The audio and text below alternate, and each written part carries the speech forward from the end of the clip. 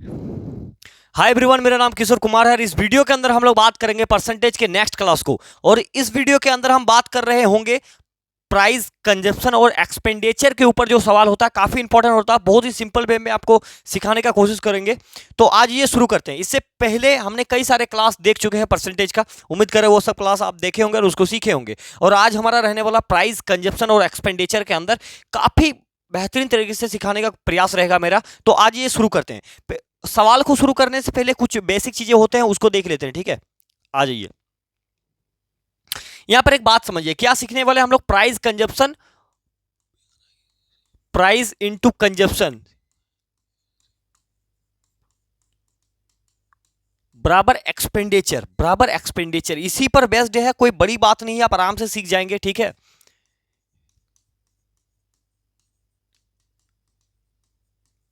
Price, consumption और expenditure, ये price का मतलब होता है, अगर हिंदी में बात करें तो इसका मतलब होता है कीमत।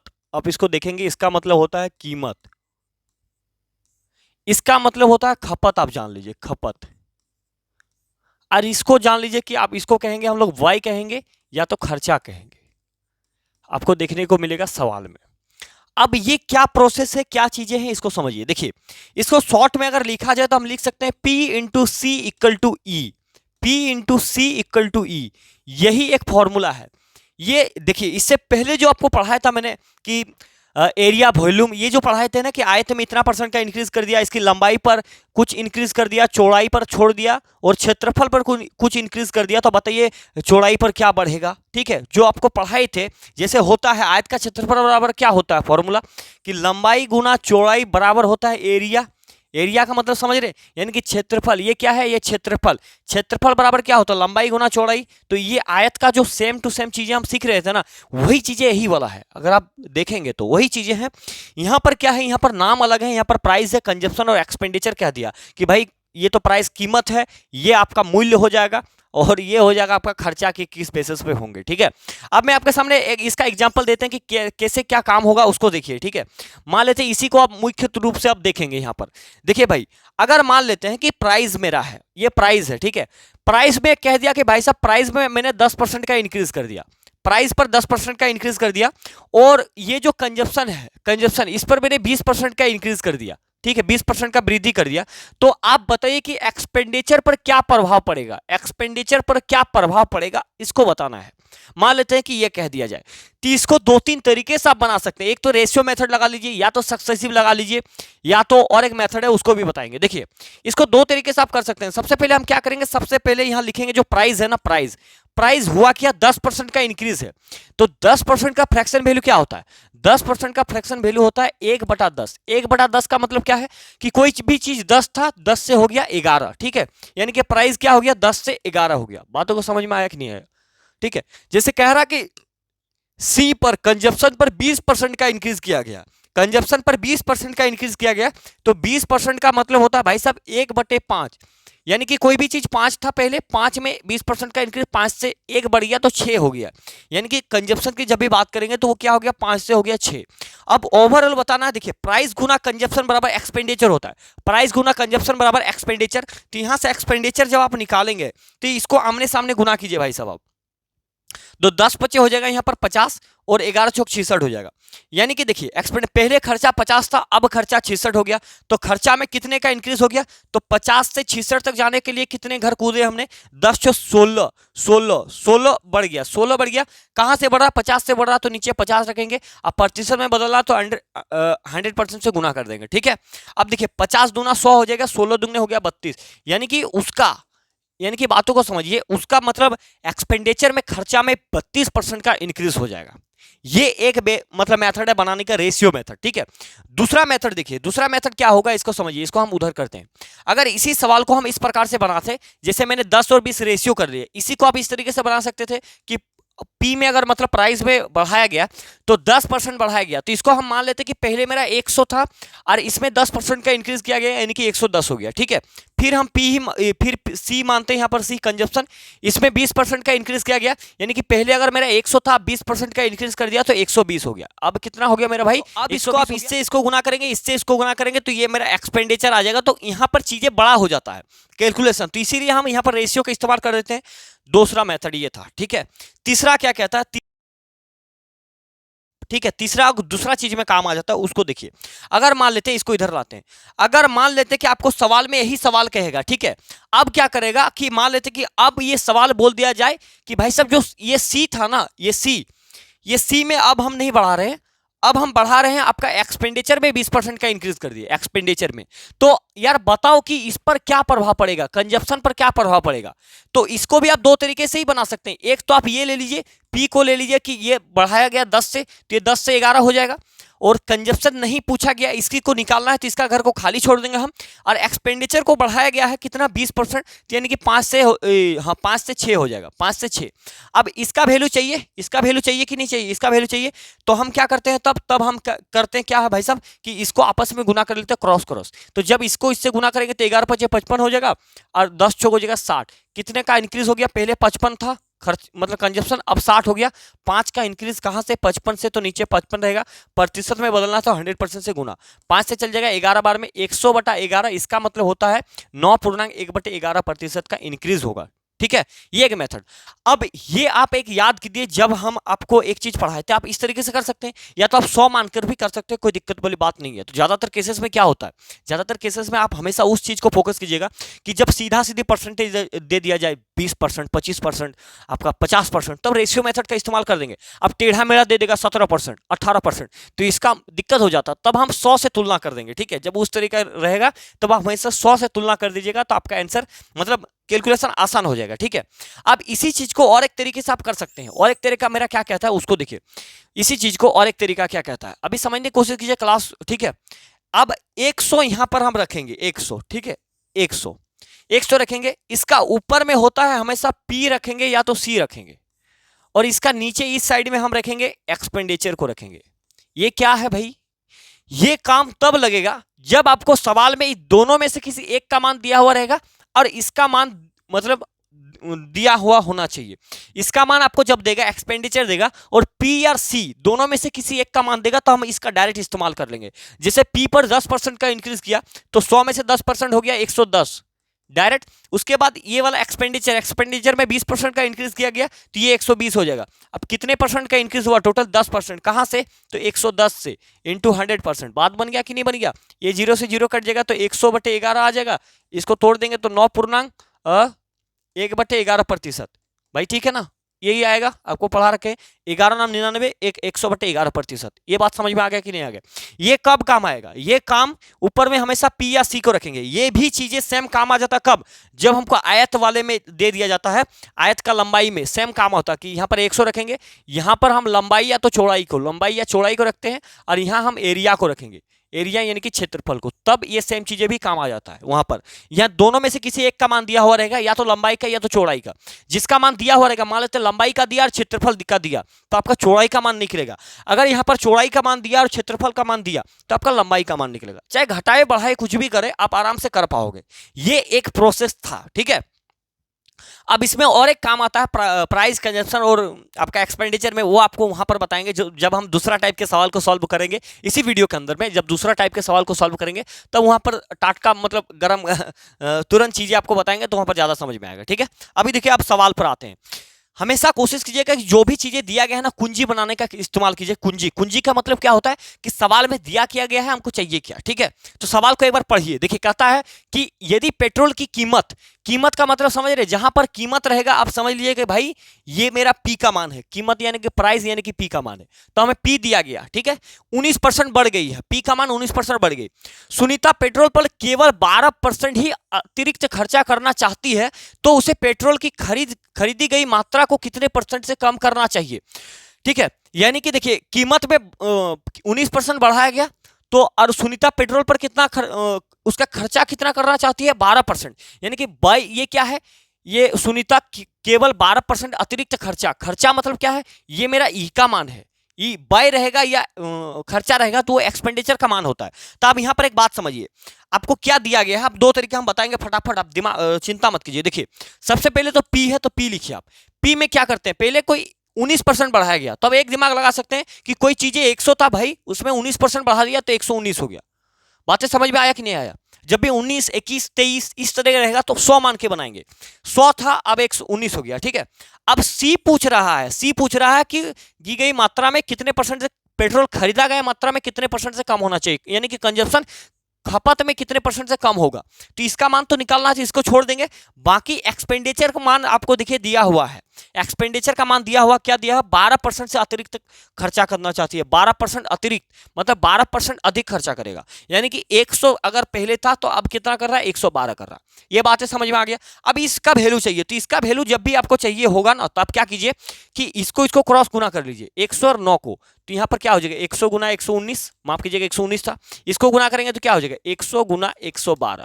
अब ये जो 100 है ना, इसको काट दीजिए, इसको काट सकते हैं, नियम तरीका है, हम अपने मन से नहीं कर रहे हैं, ये तरीका होता है। अब देखिए कोई भी चीज 119 था, 119 से 112 हो गया, क्या हुआ, घटा कि बढ़ा? आप बोलेंगे भाई साहब कमी हो गया, 119 में से 112 घटेगा तो कितना बचेगा, 7 बचता है, 7। तो 7 की कमी हुआ, कहां से कमी हुआ, तो 119 से, तो 119 नीचे रखेंगे। किसी बात की समस्या तकलीफ आपको? अब प्रतिशत में बदलना तो 100% से गुना कर दीजिए, ठीक है। अब देखिए ऊपर कितना हो जाएगा, ऊपर हो जाएगा 700 और नीचे हो जाएगा 119। अब बताइए इसको कितना बार में काट देगा, तो 100 को 7 बार पढ़ेंगे तो 7 बार में ज्यादा हो जाएगा, 6 बार पढ़िए, 100 गुना 6 बराबर 600 हो जाएगा, ठीक है। 600 6 बार में, और 19 छो कितना होता है, में काट देगा क्या, लगभग लगभग इसको 6 बार में काट देगा, लगभग लगभग मान लीजिए कि 6 बार में काट देगा, ठीक है। 100 के 100 में मान लीजिए कि 6 बार में काट देगा, निकटतम पूर्णांक पूछा गया तो 6 बार में आप मतलब काट देगा, ठीक है। अब देखिए अब ये एक था मेथड, ठीक है। अब आप एक दिमाग यहां पर लगा पा रहे होंगे कि भैया आपने अभी अभी एक चीज हमको बताया, क्या बताए, कि जब भी कभी आपको सवाल में अगर यहां पर 100 दिया है, ठीक है, और इसमें ऊपर में से पी और सी दोनों में से किसी का मान देना होना चाहिए, अगर प्राइस का मान दिया है या तो कंजप्शन का, और अंतिम में अगर एक्सपेंडिचर का मान दिया गया है तो इसका इस फॉर्मूला का हम डायरेक्ट इस्तेमाल कर देंगे। इतना आप नहीं भी काम करेंगे तो कोई दिक्कत वाली बात नहीं है, ठीक है। ये बात आप बोलेंगे कि लग जाएगा, क्यों, क्योंकि ये प्राइस का मान दिया गया है, ये खर्चा का मान दिया गया है, तो ये सीधा सा मेरा लग जाएगा फॉर्मूला। और ये फॉर्मूला कैसे काम करता है, देखिए ये फॉर्मूला कैसे काम करता है, बीच में पकड़ के रखिए 100 को, 100 ये ऊपर में पी और सी का मान देगा, तो पी का मान दिया गया है, क्या हो रहा है 19% बढ़ाया गया, 19% बढ़ाना का मतलब है 100 में से 19 बढ़ गया तो 119 हो गया, ठीक है।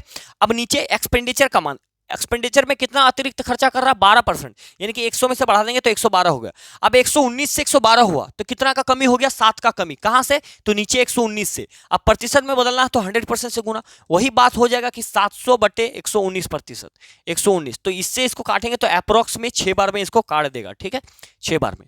उम्मीद करें ये चीजें आप समझ पाए, इसी का इस्तेमाल बहुत ज्यादा आप करेंगे जब भी आपको इस टाइप से दिया जाएगा। लेकिन अगर ये दो चीजें ना दे, अगर पी का वैल्यू दे दे और सी का वैल्यू दे दे, आपसे एक्सपेंडिचर पूछ लिया जाए तो ये फॉर्मूला फिर फेल हो जाएगा, रेड कलर का यहां पर जॉन लग जाएगा, तब ये फॉर्मूला काम नहीं करेगा। ये फॉर्मूला काम तब करेगा जब प्राइस या कंजप्शन दोनों में से किसी एक का मान देना होना चाहिए, और बराबर के बाद जो एक्सपेंडिचर आता है उसका मान देना होना चाहिए। अगर इसी फॉर्मूला को आयत वाले कंसेप्ट में लगाएंगे, लंबाई चौड़ाई और क्षेत्रफल में, तो या तो लंबाई या चौड़ाई दोनों में से किसी एक का मान देना होना चाहिए हमको, और फिर क्षेत्रफल का मान देना होना चाहिए, ठीक है। अभी तो क्लास का शुरुआत है, अंतिम तक आपके दिमाग में सारी चीज घुसा के जाएंगे, आप चिंता मत कीजिए यार, आए हैं तो बेस्ट तरीके से पढ़ा के जाएंगे, ठीक है। देखिए अगला सवाल, देखिए अगला सवाल क्या कहता है, सवाल देखिए समझने की कोशिश कीजिए। कहता है कि चीनी की कीमत, जब भी कीमत दे दिया जाए इसका मतलब आप समझ लीजिए कि ये भाई साहब पी का मान है, ये किसका मान है, पी का मान है। चलिए आगे देखते हैं, ठीक है। आगे क्या है, एक व्यक्ति अपना बाई का मतलब है ये ई का मान दिया गया है, ये पी और ये ई का मान दिया गया। आप वो 100 वाले को फॉर्मूला को यहां पर लगा सकते हैं, ठीक है, आराम से। तो देखिए 18% बढ़ जाता है, अब व्यक्ति अपना बाई में केवल 12% बढ़ाना चाहता है, तो वो अपनी खपत में कितने परसेंट की कमी करेगा, यानी सी का मान पूछा गया है, तो आप डायरेक्ट यहां पर 100 वाला लगा दीजिए, 100। इससे ऊपर जाएंगे तो या तो पी का मान या तो सी का, किसका मान दिया गया, पी का मान दिया, 18% का इंक्रीज, यानी कि 100 से कितना बढ़ गया भाई साहब 118 हो जाएगा। 18% का इंक्रीज बोलेगा तो 100 में से 18 को जोड़ देंगे, 18 प्लस कमी बोलेगा तो 100 में से 18 को घटा देना है, ये बात आपको समझ में आ रहा होगा। उसके बाद इसका खर्चा में कितने परसेंट का इंक्रीज किया, 12%, यानी कि 100 में से 12% बढ़ गया तो 112 हो गया। अब दोनों में क्या हुआ, दोनों में कितने का कमी आएगा, तो 6 का कमी। कहां से, तो 118 से, जो ऊपर रहेगा उसी को लिखना है, इंटू 100%, 100%। ठीक है मेरे भाई, इसको जब गुना करेंगे तो यहाँ पर कितना हो जाएगा, 600 बटे 118। इसको काटिए, कितना बार में जाएगा, ये देखिए 100 से जाएगा 5 बार में, 500 और 18 पंचे 90, 18 पंचे 90, यानी कि 5 बार में 90, 10 कम हो रहा है, तो यानी कि 5.1, 5 से थोड़ा से ज्यादा बार में इसको काट देगा। 5.1 आप ले सकते हैं, 5.1, क्योंकि देखिए 5 बार में अगर काटेगा ना, 5 बार में तो 590 तक काट देगा। तो 590 से कितना है, थोड़ा सा ज्यादा, यानी कि 5 बार हम ले सकते हैं, तो 5.1 हम जा सकते हैं। 5 ऑप्शन दिखेंगे, 5 नहीं है, 5 से थोड़ा सा ज्यादा है, 1 दशमलव तक लेना है, तो 5.1 पर आप चले जाएंगे, कोई दिक्कत वाली बात नहीं है। ठीक है, ये कितना आसानी से बन गया। आप इसको दूसरा तरीके से भी बना सकते थे, मैं आपको थोड़ा सा दिखा देता हूं, बाकी आपको बनाना खुद है। ठीक है, अगर नहीं बनेगा तो फिर हम ही है। पहले पी क्या हुआ, 18% बढ़ गया, यानी कि 100 पहले हम मान लेंगे, उसके बाद ये बढ़ गया 118, यानी कि 100 से 18% इंक्रीज हो गया, तो इतना हो गया। फिर हम सी का मान को हमको चाहिए, ठीक है, सी का मान निकाल लेंगे। उसके बाद हम एक्सपेंडिचर का मान दिया गया है, जिसमें कह रहा है कि हम 12% का इंक्रीज कर रहे हैं, यानी कि पहले अगर 100 था तो इसमें 12% का इंक्रीज 112। अब यहां से इसको गुना कर दीजिए, यानी कि 100 गुना 118, पहले ये गुना होगा 118 ये वाला, उसके बाद यहाँ पर गुना हो जाएगा 100 गुना 112, ये बस। अब 100 से 100 कट जाएगा, 18 में से 12 घटेगा, 6 बटे 118 इंटू 100% प्रतिशत में बदल दीजिए, आंसर आ जाएगा। उम्मीद करें कि चीजें आप समझ पा रहे होंगे। ठीक है, अगला देखिए, अब सारे सवाल आपसे धड़ाधड़ बनने लगेंगे, कोई दिक्कत वाली बात नहीं है। देखिए, अब हमेशा फोकस कीजिए कि भाई साहब दिया क्या गया है कि चीनी की कीमत में, कीमत यानी कि ये तो पी का मान है, अब बढ़ाए घटाए कोई मतलब नहीं, पी का मान दे दिया है, पी का मान 17% से बढ़ जाती है। ठीक भाई, हम बढ़ाएंगे। एक व्यक्ति अपना वाई का मतलब होता है ये एक्सपेंडिचर का मान दिया गया, केवल 5% बढ़ाना चाहता है, तो उसे अपनी खपत में लगभग कितने परसेंट की कमी करना चाहिए, कमी ही करनी चाहिए। ठीक है, तो यानी कि मेरा भाई ये 100 यहां पर मान लेंगे, 100 हमने मान लिया, बिल्कुल सही बात है। पी 17% से बढ़ गया, तो यानी कि 100 में से 17% बढ़ा देंगे तो कितना हो जाएगा, 117 हो जाएगा। ठीक है, किसी बात की समस्या। अब यहां पर नीचे लिखेंगे, यहां पर एक्सपेंडिचर का मान दिए गए, एक्सपेंडिचर में कह रहा है कि सिर्फ 5% हम बढ़ाना चाहते हैं, सिर्फ 5%, तो 105 हो जाएगा, क्योंकि 100 में 5% इंक्रीज करेंगे तो 105 हो जाएगा। अब बोलेंगे सही बात है। अब 117 में से 105 हो गया तो क्या हुआ, कमी हुआ, कितने का कमी, यहां पर 12 का कमी, क्योंकि 117 में से 105 घटेगा तो 12 बचेगा। अब नीचे क्या आएगा मेरे, 117 आएगा, तो नीचे 117, और प्रतिशत में बदलना तो 100% से आप हमेशा गुना करेंगे।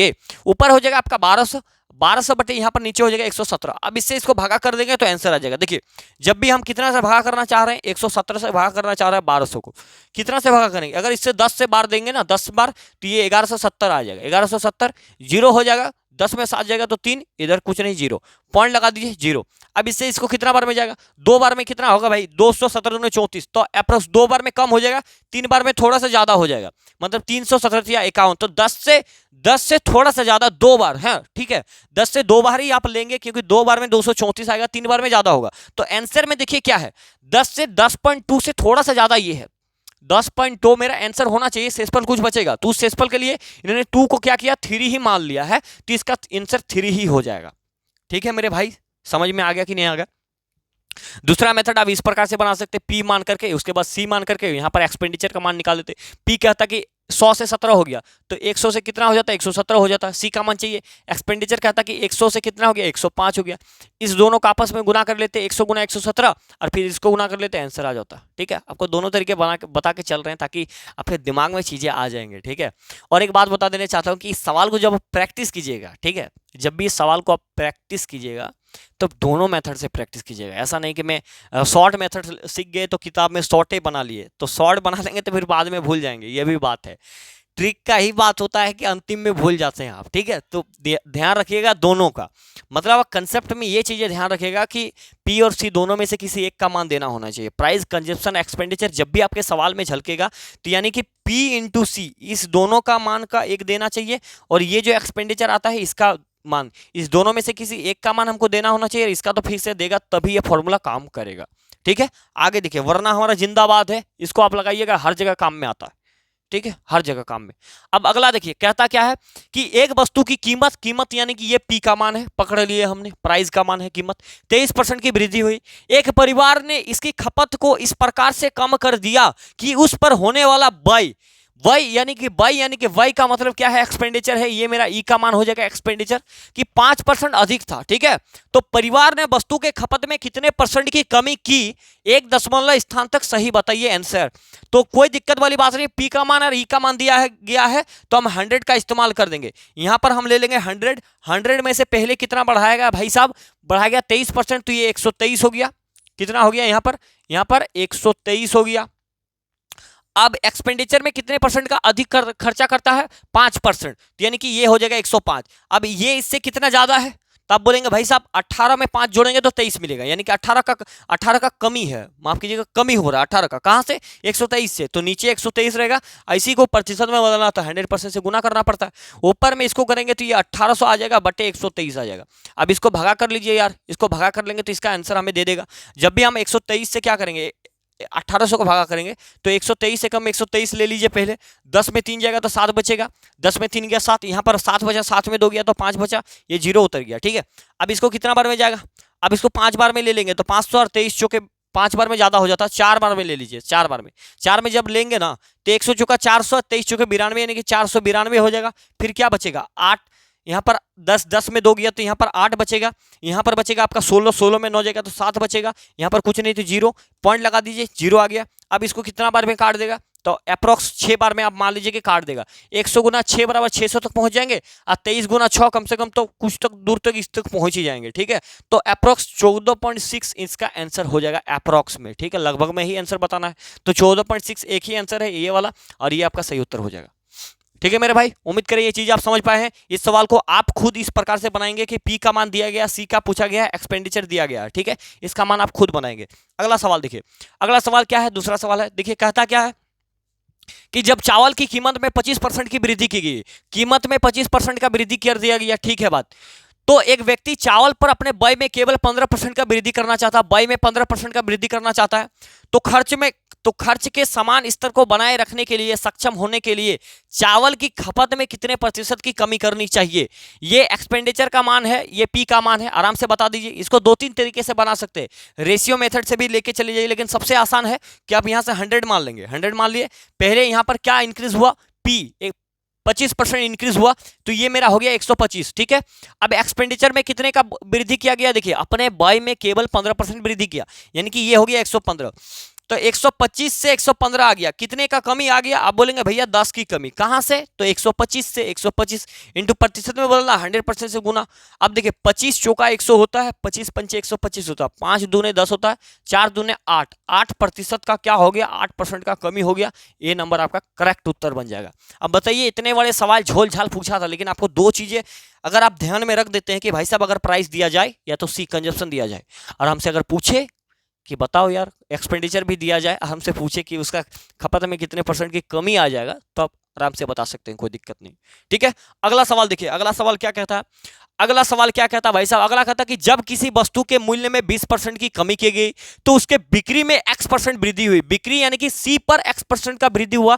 यदि राजस्व प्राप्ति में 25% की वृद्धि होती है तो एक्स का मान बताइए। यानी कि बात को समझिए, ये जो 25% का वृद्धि किया गया ये एक्सपेंडिचर में ही किया गया है, ठीक है, क्योंकि यहां पर सवाल कह दिया है कि उसकी बिक्री में x% की वृद्धि की गई, बिक्री यानी सी यानी कि खपत में x% की वृद्धि, तो एक्स का मान चाहिए यानी कि सी का मान चाहिए, और ये आपका वस्तु की कीमत यानी मूल्य पी का मान दिया गया है, ये आपका ई का मान दिया गया है, तो फॉर्मूला डायरेक्ट मेरा बैठ जाएगा, ये 100 है तो 100 लगा दीजिए, यहां से कितने का इंक्रीज, 20 का क्या किया गया, 20% की कमी की गई, तो अब 100 में से 20 को घटा देंगे तो ये मेरा 80 हो जाएगा यहाँ पर, ठीक है। अब एक्सपेंडिचर में क्या किया गया, 25% की वृद्धि यानी कि 125 हो गया। अब यहां से यहां तक आने में कितने का इंक्रीज किया गया, तो 80 से 125 आने तक 80 और 20, 100 और 25, 20 20 40 5 45 का इंक्रीज किया गया। कितने का इंक्रीज भाई साहब, 45। ये चीजें समझ में आया कि नहीं आया। 80 से पहले 20 जोड़ेंगे तो 100 तक जाएंगे, 20 जोड़े, और फिर 100 से 25 तक जाने के लिए 25 जोड़ना पड़ेगा, तो 20 और 25 कितना हो गया, 45 हो गया। कहां से आ रहे हैं, तो नीचे 80 से, तो 80 प्रतिशत में बदला 100% से गुना, 1 0 से 1 0 निपटा दीजिए आप, 2 से काटिए, 2 चौके 8, 2 से काट देंगे तो 2 पंचे 10, ये 45 गुना 5 बराबर कितना होगा, 5 4 पंचे 20, 200 और 5 पंचे 25, 225, 225 बटा 4। जब आप इससे डिवाइड करेंगे तो क्या रिजल्ट देने वाला है, देखिए इससे हम इसको डिवाइड कर देते हैं, 4 पंचे 20 हुआ, 2 बचा, 4 चौक 24 हुआ, पॉइंट आ गया, एक बचेगा ना, एक बचेगा तो 0 पॉइंट लग गया तो 0 बैठ जाएगा, 10 हो जाएगा, 4 दूने 8 और 4 पंचे 20, क्योंकि 10 के बाद 8 घटेगा तो 2 बचेगा, 2 के बाद फिर 0 आएगा, तो 4 पंचे 20 आराम से 5 बार में कट जाएगा। तो इसका आंसर हो जाएगा 56.25, इसका सही उत्तर हो जाएगा ये वाला। ठीक है, कई बात की समस्या तकलीफ आपको हो रहा क्या भगा करने में, नहीं होना चाहिए। उम्मीद करें आप चीजें समझ पा रहे होंगे। ठीक है, अगला सवाल देखिए। अगला सवाल क्या कहता है कि रोटी की कीमत में 25% की वृद्धि की गई। ठीक है, तो बजट को बनाए रखने के लिए कटरीना इस रोटी की खपत को 20% तक कम कर देती है, तो रोटी के कारण खर्चा में वृद्धि बताइए। अब क्या पूछा गया, ये भाई साहब मेरा कीमत का मान है, ठीक है, प्राइस का मान है, और इस रोटी का खपत यानी कि ये कंजप्शन का मान दिया गया है। अब आपसे एक्सपेंडिचर का मान पूछ लिया, तो अब 100 वाला फॉर्मूला काम आएगा?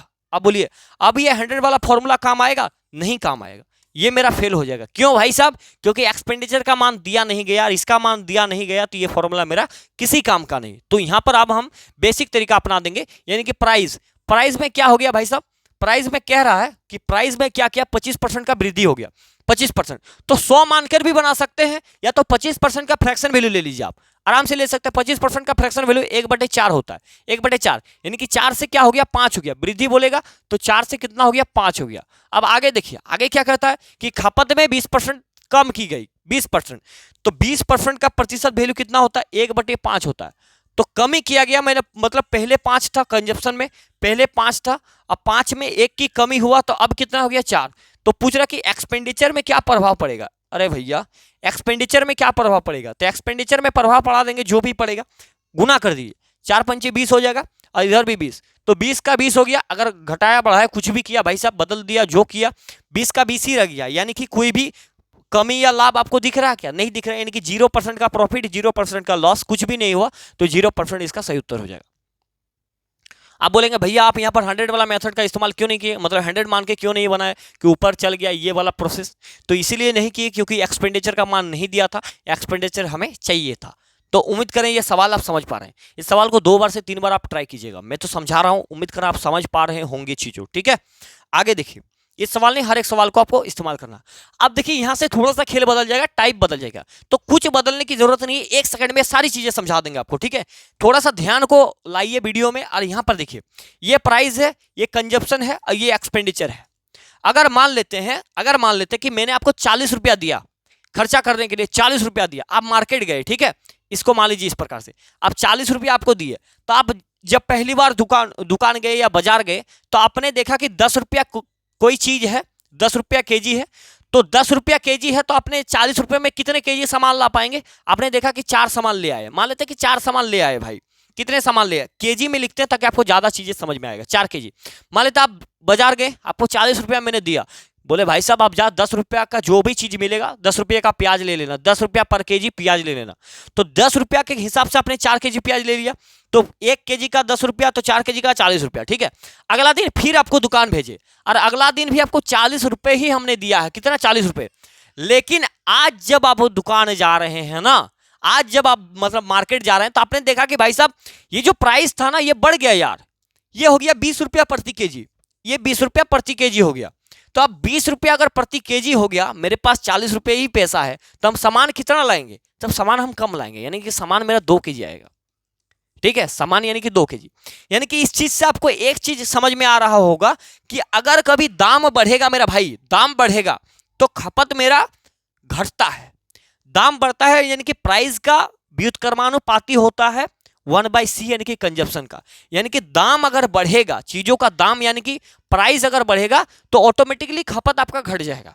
इस पर 2 चीजें और एक समझने में आपको दिक्कत नहीं होना चाहिए। देखिए, अगर मैं इसको काटूं 10 से कम 10, 10 में 20, अगर प्राइस को काट रहा हूं, तो प्राइस का रेशियो क्या बना, प्राइस का रेशियो 1:2 बन रहा है।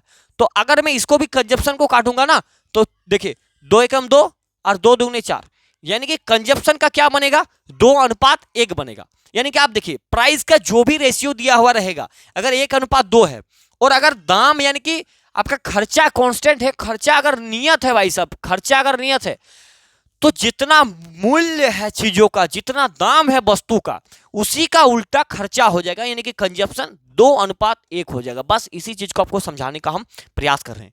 कब होगा ऐसा, जब प्राइस मतलब एक्सपेंडिचर मेरा कांस्टेंट रहेगा। ठीक है, दाम जब कांस्टेंट रहेगा तब ऐसी प्रक्रिया होगा। ठीक है, उम्मीद करें ये बातें आप समझ गए होंगे। अब जैसे ही सवाल में अप्लाई करेंगे ना तो आप चीजें समझ पाओगे, समझ जाएंगे पूरा का पूरा। देखिए सवाल क्या कहता है, मेरा सवाल को देख लीजिए।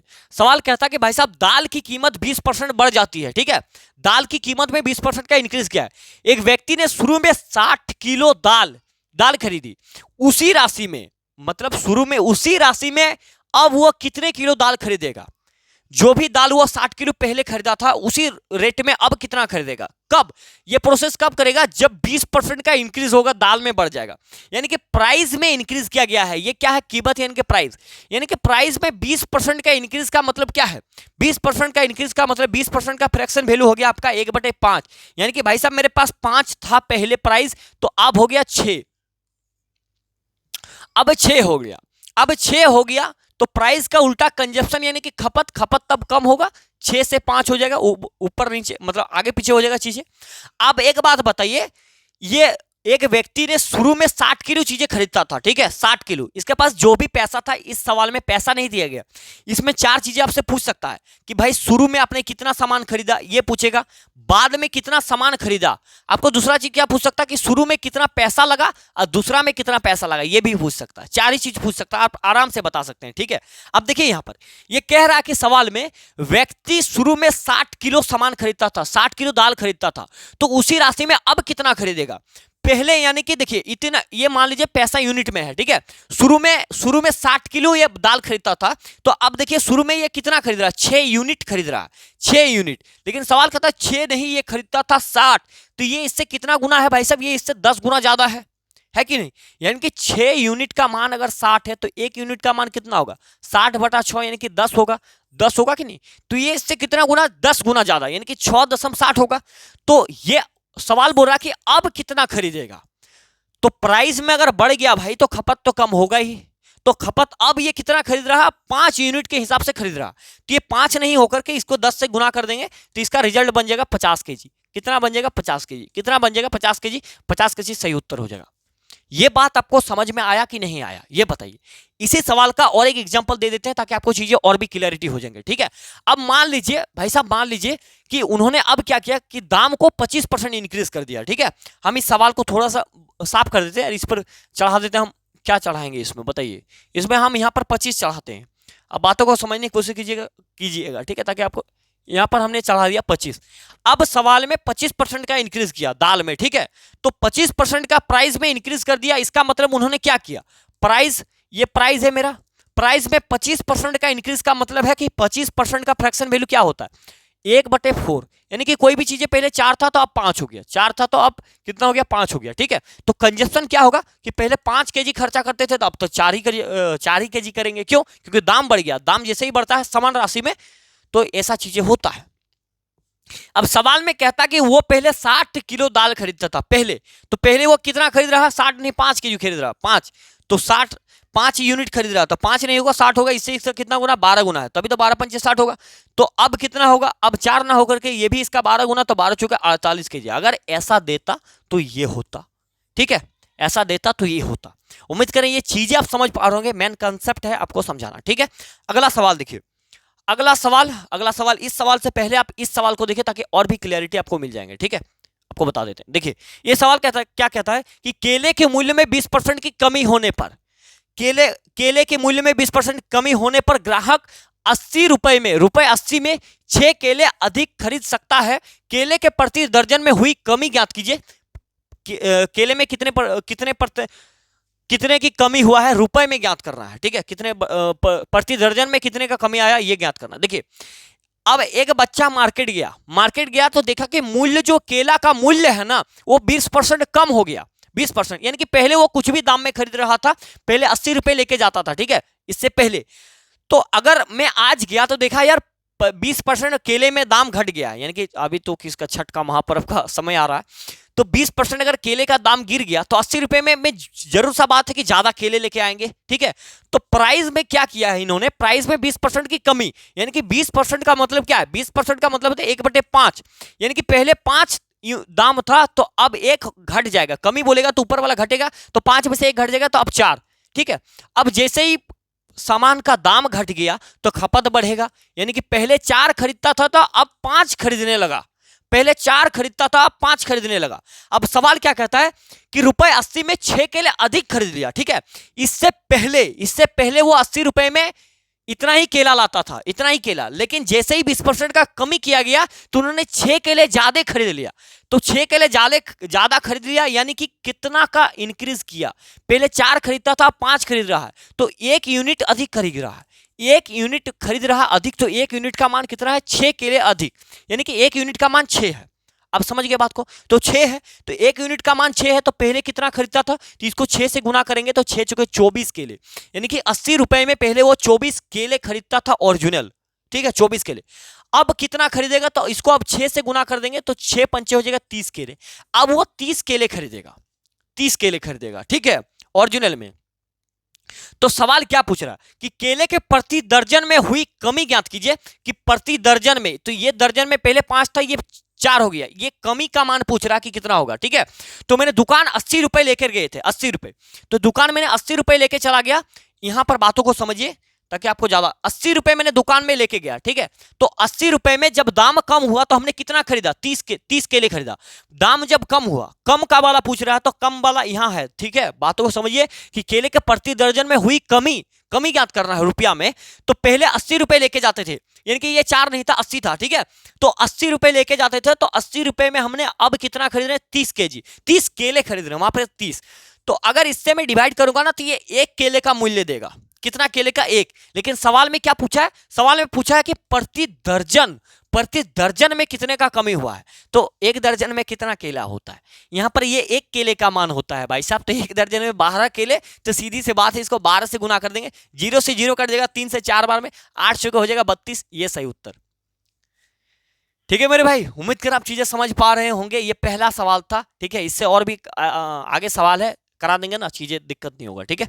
इसको देखिए, और एक आसान सवाल है, इसके आगे एक थोड़ा सा मतलब डाटा में भयंकर टाइप से पूछा गया है, ठीक है, उसको भी करना जरूरी है। देखिए सवाल कहता है कि एक वस्तु की कीमत में 20% की कमी की गई, मतलब प्राइस में 20% का कमी किया गया, तो क्या होगा? 5 से 4 होगा। कैसे जाना भाई साहब? आप बोलेंगे भैया हमने इस प्रकार से जाना कि 20% का फ्रैक्शन वैल्यू हमें पता है, 1/5 होता है, कमी यानी कि माइनस, पहले 5 था तो 1 घट गया, तो 5 से 1 घट गया, 4 हो जाएगा, ठीक है। अब क्या कह रहा है? तो जब 4 हो गया तो आगे पढ़िए, जिसके चलते ग्राहक इसका नहीं, यहां पर इसी होगा, ठीक है। इसी रुपये 360 में 2 केजी अधिक वस्तु खरीद सकते हैं। जैसे ही देखा कि भाई साहब 360 रुपए हम रोज लेके जा रहे हैं मार्केट, जा रहे हैं, अचानक एक दिन देखा कि हमने 20% का मतलब कमी हो गया, छूट मिल रहा है, 20% का मार्केट में माल का दाम, मतलब सामान का दाम घट गया, 20% की कमी, तो 360 रुपया रोज ले रहे हैं। तो आज अचानक कमी हो गया, तो 360 में तो जाहिर सा बात है कि ज्यादा सामान लेके आएंगे, क्योंकि पैसा हम बचा नहीं सकते, हमें सामान खरीदना है, ठीक है। ऐसा नहीं कि धार धूर चलेगा, बचा नहीं सकते, सामान ज्यादा खरीदना है यहां पर सवाल में, ठीक है। तो सवाल जाहिर सा बात ज्यादा खरीदेंगे तो कंजप्शन क्या होगा? अब 4 से 5 होगा, यानी कि पहले 4 खरीदते थे, अब 5 खरीदेंगे, पहले 4 खरीदते थे, अब 5 खरीदेंगे। तो इस दाम का घटने के कारण यहां पर 1 यूनिट का इंक्रीज हो रहा है, 1 यूनिट, 4 से 5 हुआ तो 1 यूनिट का इंक्रीज हुआ। लेकिन सवाल में कहता कि 1 नहीं भाई साहब, तुमने 2 केजी अधिक खरीदा है, तो 1 यूनिट का मान 2 केजी हो गया, 1 यूनिट। तो आप बताइए 4 यूनिट का मान कितना हो जाएगा? तो इसको 2 केजी से गुना करेंगे तो 4 दूने 8 केजी। अब क्या होगा? 8 केजी, यानी कि पहले वो 8 केजी खरीदता था, ठीक है, 360 रुपए में, अब कितना खरीदेगा? तो इसको भी 2 से गुना करेंगे तो 5 दूने 10 केजी हो जाएगा, 10 केजी। अब 10 केजी हो जाएगा, ठीक है। 360 रुपए में वो पहले 8 केजी ओरिजिनल खरीदता था, अब 10 केजी खरीदता है। तो सवाल क्या पूछ रहा है उसको देखिए। सवाल पूछ रहा है अधिक खरीदता था, तो वस्तु की प्रारंभिक मूल्य प्रति केजी ज्ञात कीजिए। वस्तु का प्रारंभिक मूल्य कितना था? 5। यहां पर 5 ये प्रारंभिक मूल्य है, लेकिन इसको नहीं लेना। प्रारंभिक मूल्य में पहले कितना लेके जाता था? 360 रुपए। 360 रुपए में मैं 8 केजी सामान खरीद के ला रहा हूं, तो 1 केजी का मूल्य कितना होगा वो पूछ रहा है। प्रति केजी देखिए, प्रति केजी रुपये में पूछ रहा है। तो 360 में से जब हम 8 को डिवाइड कर देंगे, यानी कि 360 रुपए में कितने ले रहे हैं? 8 केजी ले रहे हैं, तो 1 केजी का मान कितना हो जाएगा? निकाल दीजिए। 8 चौका 32, 4 बचेगा, 8 पंचे 40, यानी कि 1 केजी का मान कितना हो जाएगा? 45 रुपए। 45 रुपए हो गया आंसर। यानी कि ऐसे बात को समझिए कि मेरे पास 400 रुपए है, ठीक है, 400 रुपए में मैंने 10 केजी सामान खरीदा, तो 1 केजी का मूल्य कितना है? 40 रुपए। तो भगा करते हैं कि नहीं करते? अरे भाई भगा करते हैं ना। तो बस वही किया, 360 रुपए में था, 360 रुपए हमने 8 केजी सामान खरीदा, 8 केजी, तो कितना पड़ेगा? 45 रुपए पड़ जाएगा, ठीक है। किसी बात की समस्या तकलीफ आपको नहीं होना चाहिए। ठीक है, उम्मीद कर रहे हैं आप चीजें समझ पा रहे होंगे। अगला सवाल, और एक सवाल है, ठीक है, इस सवाल को आप समझ गए, मतलब इस चैप्टर में आप महारत हासिल कर लिए, ठीक है, इसको बात को समझ लिया। अंतिम सवाल, नमक की कीमत में 15% की कमी की गई। नमक की कीमत में 15% की कमी की गई। एक व्यक्ति 272 में 2 किलोग्राम अधिक नमक खरीदने लगा। जैसे ही कमी का पता चला, अब बोला कि बटोर के ले आएंगे, कमी दिया है मार्केट में, छूट ले आओ भाई, ठीक है। नमक की घटी हुई कीमत प्रति किलोग्राम कितनी है, ठीक है, ये पता करना। तो प्राइस में क्या किया गया, 15% का कमी, तो 15% का वैल्यू कितना होता है, 15% हटेगा तो नीचे बैठा दीजिए आप 100, अगर 5 से काटेंगे तो 5 × 15, 5 20 100, यानी कि 3/20। तो पहले 20 था, 20 में 3 की कमी, यानी कि पहले 20 था, 3 का कमी, अब 17 हो गया। तो अब खर्चा क्या होगा, खर्चा हो जाएगा 17 से 20, 17 से 20। लेकिन जैसे ही खर्चा 17, दाम घटा, तो दाम घटा तो सामान 3 यूनिट ज्यादा खरीदा। यहाँ पर कितने, 17 से 20 यानी कि 3 यूनिट, 3 यूनिट ज्यादा खरीद रहा। तो 3 यूनिट ज्यादा खरीद रहा, लेकिन सवाल में क्या कह रहा है, सवाल में कह रहा है कि 3 नहीं बेटा, तुम 2 किलोग्राम ज्यादा खरीद रहा, 2 केजी ज्यादा खरीद रहा। तो 1 यूनिट का मान कितना हो जाएगा, 2/3 हो जाएगा। तो 1 यूनिट का मान 2/3 हो गया, तो 17 यूनिट का मान कितना होगा, 17 गुना 2/3, अर्थात यहाँ पर हो जाएगा 34/3 यहाँ पर, ठीक है। तो उसी तरह से 20 का मान करेंगे तो 20 गुना 2/3, अर्थात ये हो जाएगा 40/3। इतनी सी बात आपको समझ में आ गया कि नहीं आ गया, ये आपको बताना है। अब सवाल क्या पूछा, सवाल पूछा कि भाई बताओ नमक की घटी हुई कीमत के प्रति किलो, घटी हुई मतलब पहले 20 था तो अब 17 रुपया में, ठीक है। तो एक्चुअली में 272 रुपए हम मार्केट लेके गए, कितना लेके गए, 272 रुपए हम लेके जाते हैं, ठीक है। 272 में आप कितना खरीद रहे हैं, ओरिजिनल में 40/3 केजी, तो 40/3, तो ये 3 जो है मेरा, ये मेरा ऊपर चल जाएगा बराबर के मेन लाइन के ऊपर, तो बराबर के मेन लाइन के ऊपर यहां पर आ जाएगा 3। अब 2 से काट देंगे इसको, तो 2 से इसको काटेंगे, 2 कम 2, ठीक है, 2 × 6 2 × 6 12, इसको 2 से काटेंगे तो 20 बार में, फिर 2 से काट दिए 10 बार में, 2 से इसको काटेंगे 2 × 6 12, 2 × 8 16, 3 से इसको गुना कर लीजिए, 3 × 8 24 के 4 हाथ मेरा 2, 3 × 18 2 20, और नीचे है 10, नीचे 10 का मतलब एक संख्या बाद पॉइंट, तो इसका आंसर हो गया इतना 204, ठीक है, 2 मतलब 20.4 आंसर आ जाएगा, 20.4 ये आपका सही उत्तर हो जाएगा, ये, ठीक है, 20.4। तो उम्मीद करें ये सारी चीजें आप समझ पाए होंगे। 20.4 इसका सही उत्तर होगा कि सामान का दाम घट गया तो इतने पैसे से खरीदेगा। तो उम्मीद करें ये आज की क्लास आप समझ पाएंगे। कल और भी बेहतरीन क्लास होने वाला है। अभी पॉपुलेशन बाकी है, जनसंख्या मतलब पॉपुलेशन बाकी है, और वेन डायग्राम बाकी है, स्टूडेंट पर जो क्वेश्चन बनता है वो बाकी है, इलेक्शन पर बाकी है, ठीक है। कल हम इलेक्शन और पॉपुलेशन दोनों लेकर आ रहे हैं, तो कल का वीडियो और भी ज्यादा मजेदार रहने वाला है। और विश्वास कीजिए आप थोड़ा सा यार, हर चीज चुटकियों में होगा, ठीक है, कोई दिक्कत नहीं है। तो आज की क्लास का यहीं पर समाप्त करते हैं, मिलते हैं नेक्स्ट वीडियो में, तब तक के लिए धन्यवाद, जय हिंद।